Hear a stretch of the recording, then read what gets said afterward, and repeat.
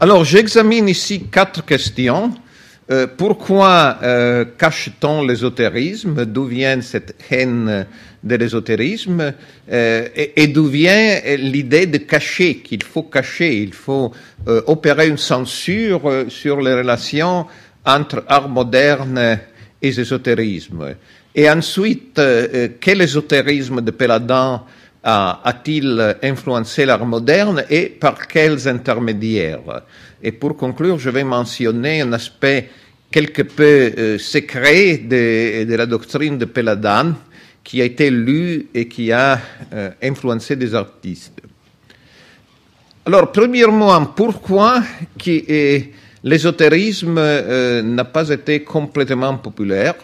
Je pense qu'il y a un très bon traitement de cette question dans un livre dont le titre est modeste, l'ésotérisme et l'université, de professeur collègue néerlandais Wouter Hanegraaff, publié en 2012. En effet, le livre, c'est bien plus qu'une présentation des relations entre l'ésotérisme et l'université, c'est vraiment l'ésotérisme et la société, l'ésotérisme et la culture. Et dans ce livre, Hanegraaff propose une distinction entre 3 vagues d'hostilité à l'ésotérisme, qui était quelque chose de tout à fait normal à la Renaissance. Personne n'avait à l'esprit de protester, que le mot n'existait pas, évidemment, ésotérisme, mais de protester contre des courants magiques initiatiques à la Renaissance. Mais après vient le protestantisme, et c'est que Hanegraaff appelle l'anti-apologétique protestante. Alors, les protestants voulaient purifier le christianisme de tout ce qui venait de paganisme. Pour eux, le catholicisme, c'est quelque chose qui met ensemble paganisme et message de Jésus-Christ. Péladan aurait été peut-être d'accord, mais les protestants, justement,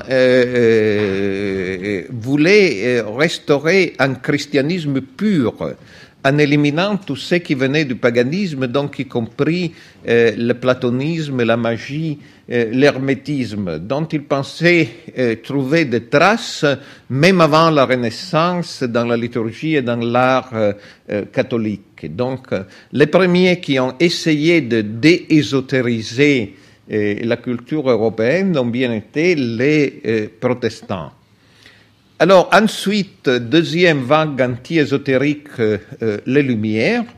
Les protestants critiquaient l'ésotérisme au nom d'un christianisme prétendu pur et non corrompu par la culture helléniste, alors que les Lumières n'était pas intéressé à restaurer le christianisme, mais il voulait restaurer la raison qui avait été corrompue par l'irrationalisme et la superstition.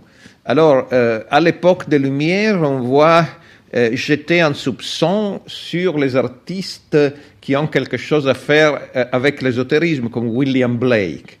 Alors, William Blake est critiqué en Angleterre, non pas car il n'est pas un bon protestant, il est swedenborgien, donc c'est un peu hérétique comme protestant, mais ça, ce n'est pas le plus important. William Blake, pour des gens formés aux Lumières, c'est un artiste qui est dangereux, car il perpétue une approche anti-rationnelle et quelque peu superstitieuse. Et William Blake, ce n'est qu'un exemple, il y en a évidemment beaucoup d'autres. Troisièmement, troisième vague de critique de l'ésotérisme, d'après Hanegraaff, c'est le marxisme. Et les critiques marxistes ou post-marxistes ou influencés par le marxisme, ils font volontiers une association entre ésotérisme et extrême droite. Ce qui est évidemment vrai pour certains auteurs ésotériques, mais n'est pas vrai pour tous.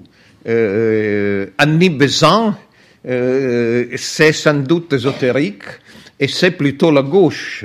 Donc, de dire que l'ésotérisme fait part d'une culture d'extrême droite et de jeter un soupçon sur l'ésotérisme qui aurait préparé le nazisme, c'est évidemment tout à fait stéréotypique et généralisant. Évidemment, il y a eu des ésotéristes nazis, même chez les artistes comme Fidus, dans une certaine partie de sa vie, mais il y a eu aussi des ésotéristes et des artistes influencés par l'ésotérisme à gauche.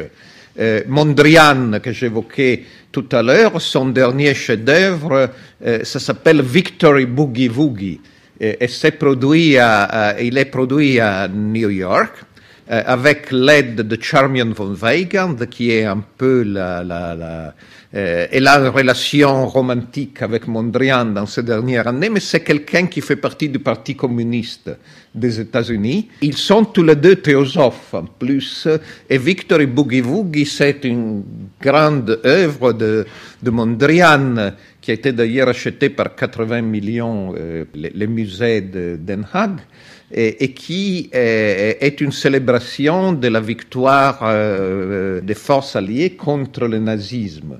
Donc évidemment, et Mondrian, c'est quelqu'un qui s'est échappé aux États-Unis car il n'était pas juif. Mais il s'est échappé aux États-Unis car il voulait avoir rien à faire avec une Europe nazie. Donc là, c'est un exemple, mais on ne peut pas dire que Kandinsky soit de droite, non plus. C'est un personnage dont la politique est très compliquée, mais à un moment donné, il a été communiste. Donc on ne peut pas... Et on pourrait continuer. Diego Rivera au Mexique, c'est un membre très fidèle du Parti communiste, c'est aussi le fondateur de la première loge Rose-Croix dans la ville de Mexico. Et les choses sont un peu plus compliquées.